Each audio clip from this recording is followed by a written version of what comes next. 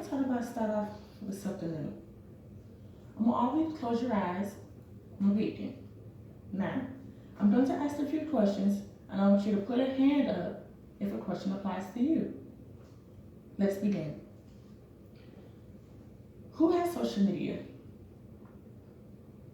Put your hand down. Okay. By show of hand, who has a lot of followers?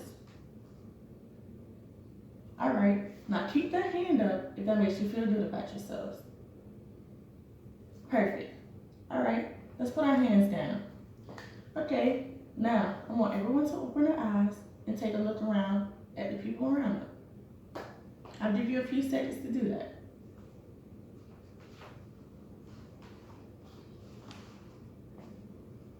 Now, let's direct our attention back to the stage. That little exercise is going to bring us in today's topic, which is self-esteem. Self-esteem plays a major role in everyone's lives, but it seems to hit harder during teenage years into early adulthood. Today, we're going to touch base on what self-esteem is, the types of self-esteem, and how social media plays a part in it. All right. Self-esteem is one's confidence in one's own worth and value. It is important because it heavily influences people's choices and decisions. Y'all caught that, right? Okay. Now, let's get into it. There are three main types of self-esteem. Two of them you're probably already familiar with. They are inflated self-esteem, low self-esteem, and high self-esteem. We're going to start off talking about low self-esteem. Okay, people with low self-esteem, they don't think good about themselves. They think they're below average. People with low self-esteem, they can be affected in a lot of ways.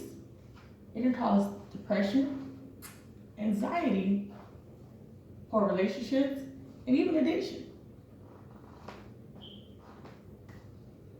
That was a mouthful, right?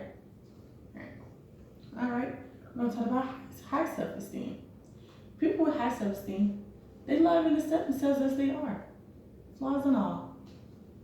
People with high self-esteem, they believe they can surpass any challenge that is brought their way. They don't seek approval from others, meaning they don't fear judgment. They live their lives as comfortable as they want for themselves and not for others. Lastly, inflated self-esteem. People with inflated self-esteem, they think they're better than others. But that's always not the case. People with self-esteem are actually the ones that fear judgment. They fear rejection. They can't deal with it. So they pretend to be someone that they're not. Now, if you were listening, it doesn't sound very good. And it's because it's not. Inflated self-esteem is actually a negative aspect of self-esteem. It's even worse than just having low self-esteem. But it can be helped. But it has to start with people accepting themselves for who they are, flaws and all. All right, on to the main topic of today. How does social media affect self-esteem? Social media can affect self-esteem in a lot of ways. This is because we have many factors. We have influencers, people who make us think this is what we want to do, people who make us think that this is what we should do, how we should live, how we should dress, how we should look, all of this and that. It's not a good thing, right? Right. But a lot of us fall victim to it. And it's sad in a way, yes, but it's also how it is. I mean, even before there was social media, we still had magazines. We still do have those. But as I was saying, we had magazines, we had advertisements, and television. All right, so even without these things,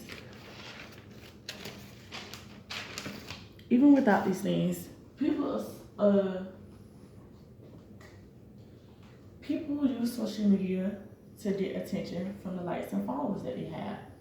This actually results in addiction. Now, if you remember, addiction was a factor of low self-esteem. Of course, not everyone cares about the likes and the followers and how people think of them, of course. But for the ones that do, they begin to lack social skills because they aren't getting those body movements and facial expressions that they need to really have conversation with people or to understand what a person really means. And so it causes a lot of misunderstandings and stuff like that, you know. But that's not the only thing. It also causes a toll on people's mental health. And that was also a factor of low self-esteem, as well as inflated self-esteem. It can also play a role in this inflated self-esteem. But the main takeaway of that is social media is not a positive factor of self-esteem. All right, what I want you to take away from this today is self-esteem is a determinant of excellence in life. We all know this. We all see this. It's how you view yourself, how you want others to view you, and things of that nature, you know. But I also want you to take away, don't let social media be a clutch. What I mean by that is, don't let that stop you from admitting your flaws, because we all have them. It's what makes us us. It's what makes you you. It's what makes me me. Flaws are a part of who we are. It's not something that's negative, you know.